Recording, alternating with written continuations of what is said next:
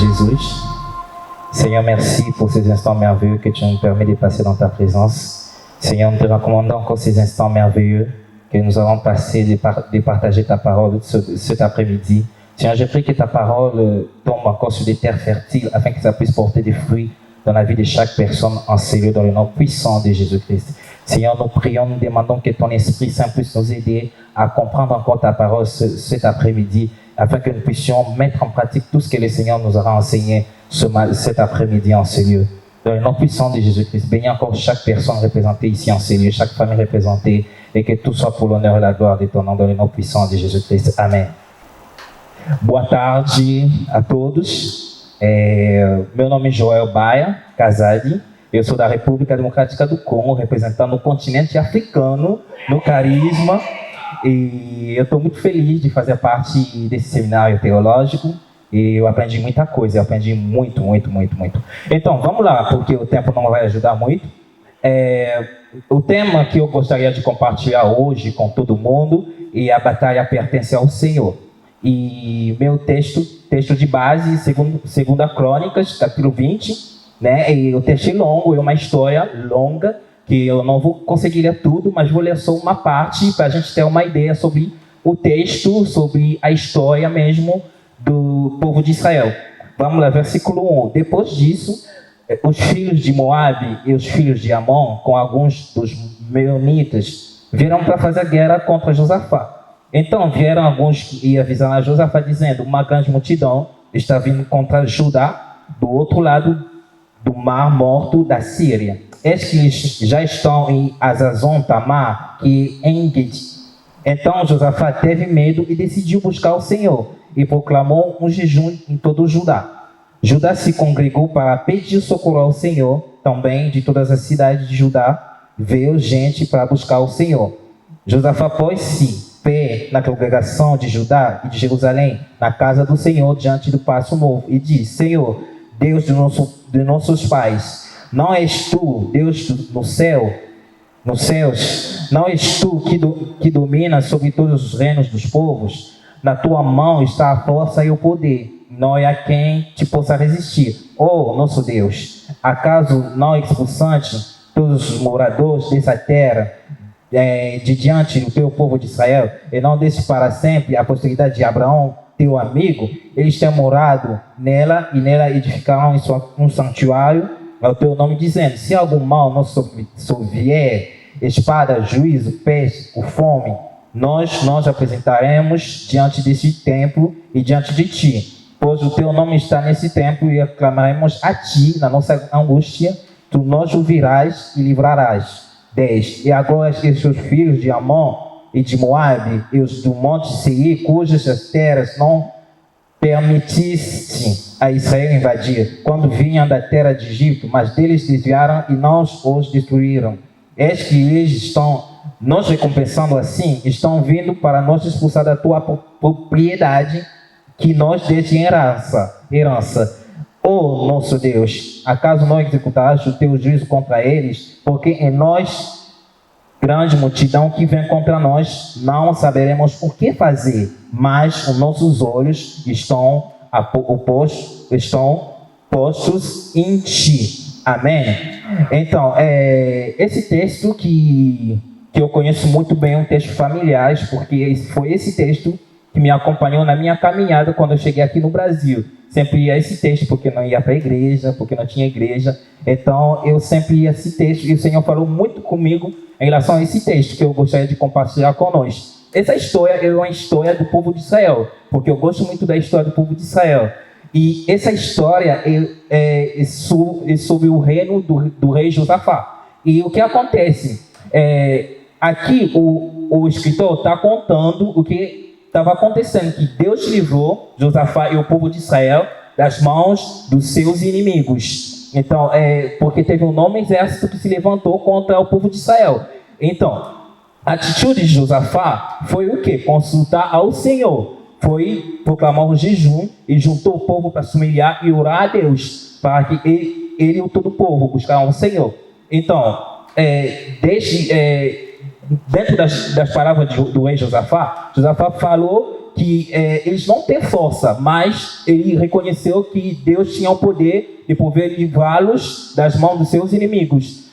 Talvez seja também o caso com você. Você está passando um momento difícil, talvez que seu casamento esteja acabado, talvez que você está enfrentando uma situação que você realmente não sabe a solução, você não sabe a saída. Mas eu gostaria de te dizer agora que tem uma solução, que é Deus, que é o Senhor Deus. E o Senhor respondeu às orações, porque o Senhor sempre responde. O Senhor sempre responde. O Senhor respondeu às orações do povo de Israel. Ele falou de não ter medo, deu as instruções para a vitória. O Senhor não deu as instruções para eles chorarem, mas para a vitória. Eu gostaria de falar que quando Deus fala, Ele fala para a vitória. Ele não fala para você chorar, mas Ele fala para te dar uma solução no problema que você tem.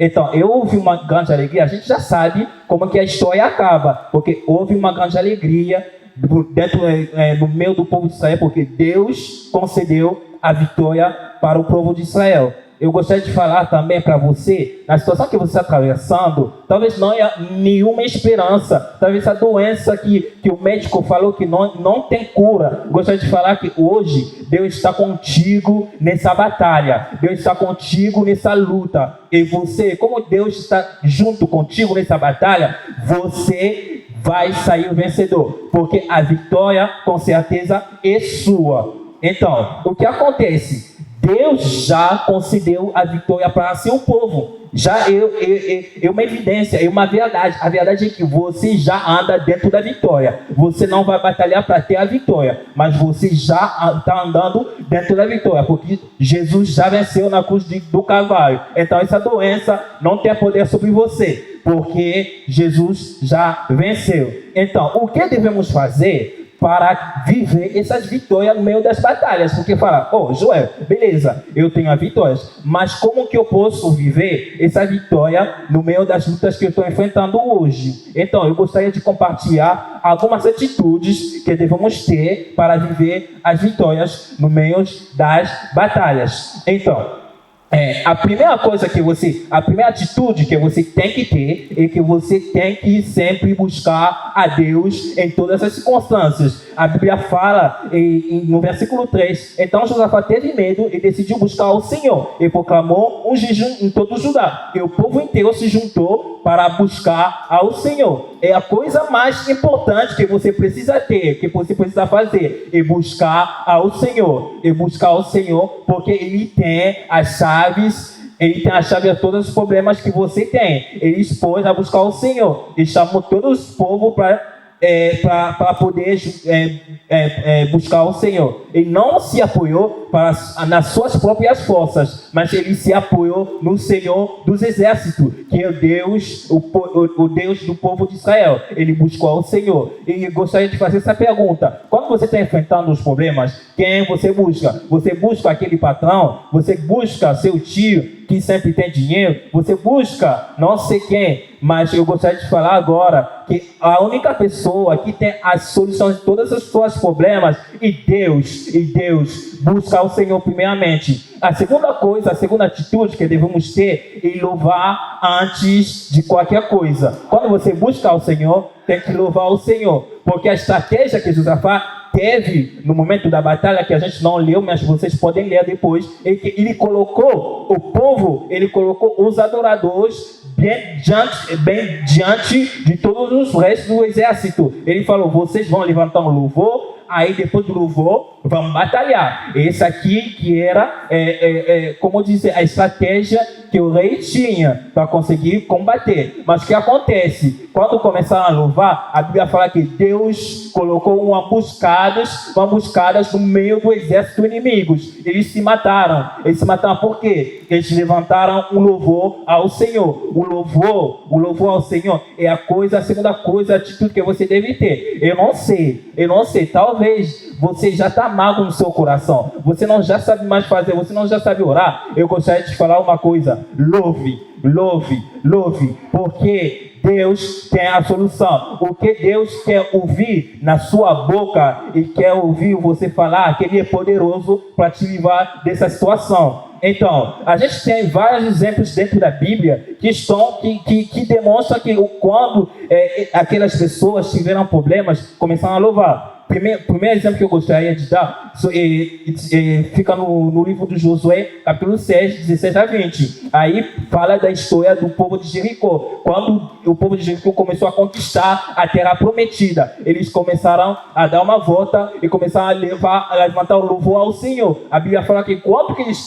eles começaram a levantar o louvor, o que? As muralhas caíram. Eu gostaria de falar uma coisa para você. Quando você vai começar a levantar o louvor ao Senhor, as muralhas da sua vida que estão te impedindo a chegar onde você quer chegar, vão cair, porque você levantou um louvor ao Senhor. A segunda coisa, o segundo exemplo que eu gostaria de compartilhar é que o louvor quebra as cadeias, porque a gente vê isso com Paulo e Silas dentro da prisão, em Atos 16, 25 a 26. A Bíblia fala que eles estavam numa situação difícil, dava para pensar em outras coisas, como que eles poderiam morrer, mas eles escolheram de louvar o Senhor, e o Senhor deu o livramento. A terceira atitude que eu gostaria de compartilhar, porque falta o tempo, é de descansar no Senhor, de descansar, porque quando Deus respondeu, Ele falou: ficam quietos, ficam tranquilos, porque eu vou dar a vitória para vocês. Eu gostaria de falar para alguém agora: descansa no Senhor, descansa no Senhor. Você procurou Deus, levantou um louvor, agora descansa, porque o Senhor vai dar a vitória. Por que tem que descansar? Como esperar o Senhor? Crendo no Senhor, crendo que Ele é capaz de te livrar dessa situação. Hebreus 4:1, versículo 3, creia em todas essas promessas da palavra de Deus.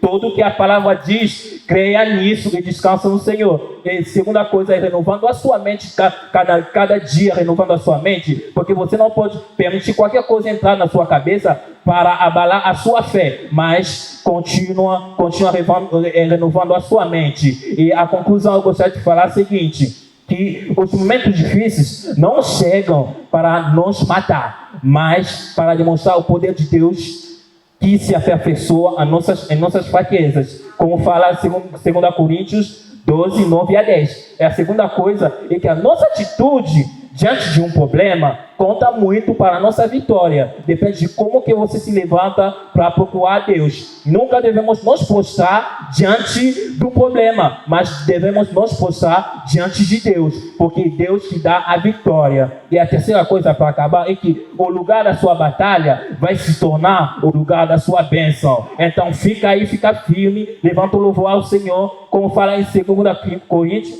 Crônicas 20, 26. A Bíblia fala o seguinte: quando começaram a batalha, vou acabar aqui. Quando começaram a batalha, a Bíblia chama o nome do lugar En-Gedi, que significa fonte de cabritos. Mas quando a batalha acabou, eles mudaram o nome do lugar, para chamar o nome do lugar Beraka. Beraka que significa o quê? É uma palavra hebraica que significa bênção. Então, gostaria de falar por alguém nesse momento que está me assistindo aí, que está aqui nesse lugar, que o lugar onde teve a sua batalha vai se tornar o lugar da sua bênção. Porque Beraka, você vai mudar o nome, você vai chamar esse nome de Beraka, porque o Senhor vai derramar a bênção dele sobre a tua vida, sobre a tua família, sobre o teu casamento, sobre o teu trabalho, no nome de Jesus Cristo. Amém.